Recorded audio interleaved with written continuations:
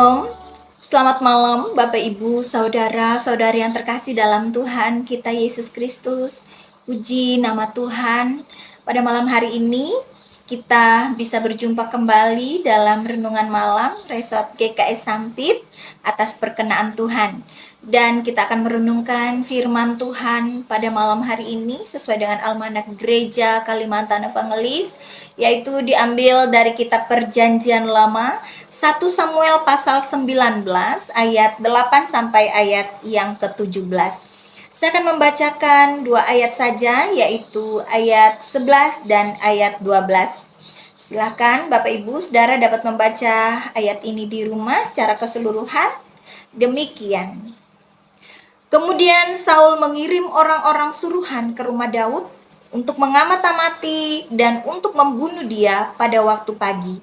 Tetapi Mikal, istri Daud, memberitahukan kepadanya demikian, "Jika engkau tidak dapat meluputkan dirimu malam ini, maka besok engkau akan dibunuh."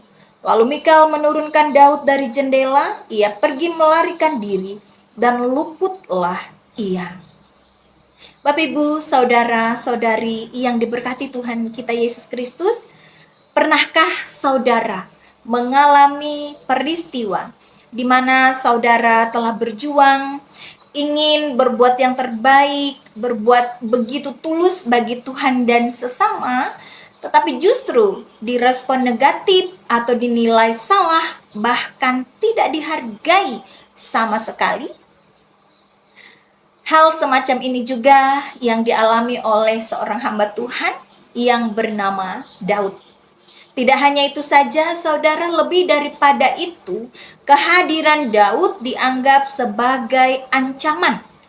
Bagi Raja Saul, Daud harus segera dibunuh dan dilenyapkan. Daud dalam catatan Alkitab adalah pribadi yang begitu taat, begitu dekat, dan begitu akrab dengan Allah. Kehidupan Daud berkenan di hati Allah. Daud juga memiliki hati dan karakter yang begitu mulia, dan Daud sangat menghormati Allah. Ia juga menghormati Raja Saul baik sebagai pemimpin umat Israel maupun sebagai mertuanya pada waktu itu. Dan bisa menjadi sahabat yang baik juga bagi Yonatan, bisa menjadi suami yang baik bagi istrinya Mikal, anak Raja Daud. Daud juga selalu siap berjuang mempertaruhkan nyawanya demi membuktikan kecintaannya kepada bangsa dan negaranya. Walaupun Daud selalu meraih keberhasilan, kemenangan melawan musuh karena kuasa Tuhan yang ada pada Daud, ia tidak pernah memegahkan diri dan tidak sombong. Ia selalu rendah hati. Begitu indah, begitu manis, begitu mulianya kepribadian seorang Daud.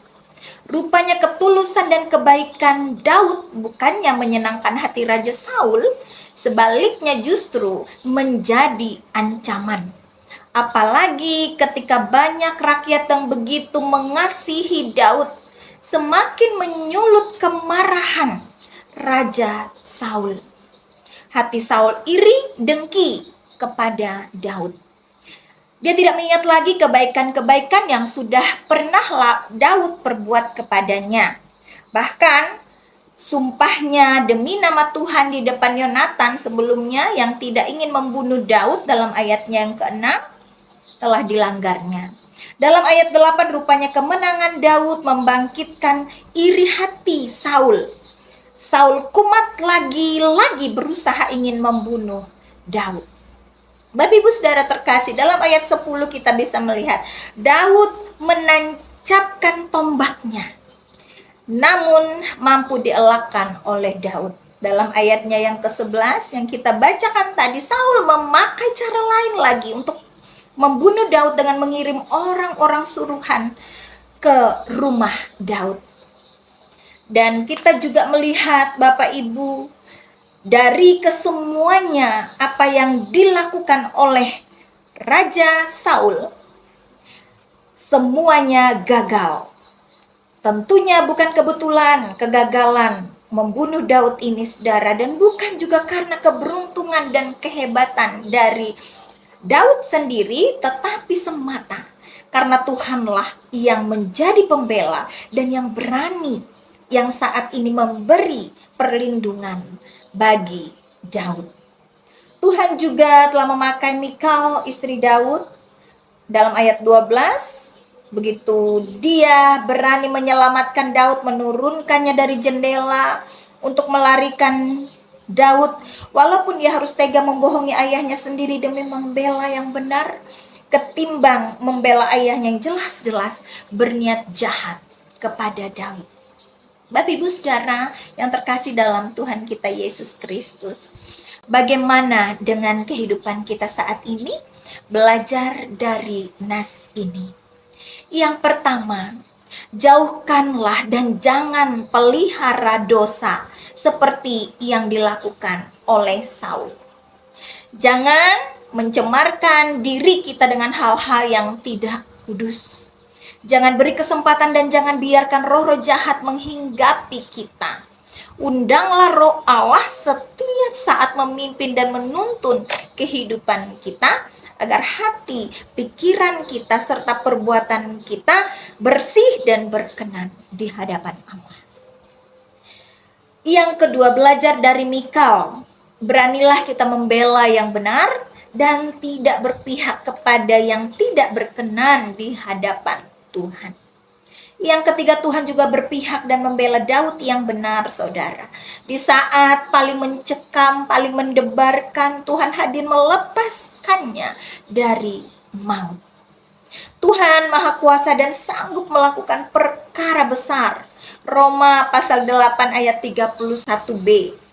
Jika Allah di pihak kita, siapakah yang akan melawan kita? Tuhan tidak hanya sebagai pembela, tapi tempat perlindungan bagi orang benar. Bapak Ibu Saudara, Mazmur 64 ayat 11 juga mengatakan, orang benar akan bersuka cita karena Tuhan dan berlindung padanya, semua orang yang jujur akan bermegah. Seperti teladan hidup Daud, tetaplah jadi orang benar, jadi orang baik, tetaplah tulus, tetaplah rendah hati, terus andalkan Tuhan. Karena hanya Tuhanlah yang menjadi pembela dan tempat perlindungan bagi kita. Amin. Mari berdoa. Ya Tuhan Allah Bapa kami, terpujilah nama-Mu yang kudus. Terima kasih karena Tuhan telah memberkati kami dengan firman-Mu. Biarlah firman-Mu membimbing kami untuk selalu berjalan dalam kehidupan yang benar. Diberkatilah seluruh keberadaan kehidupan umat Tuhan dimanapun mereka berada, dalam keadaan apapun mereka ya Tuhan. Kami rindu Roh Tuhan selalu memimpin kehidupan kami.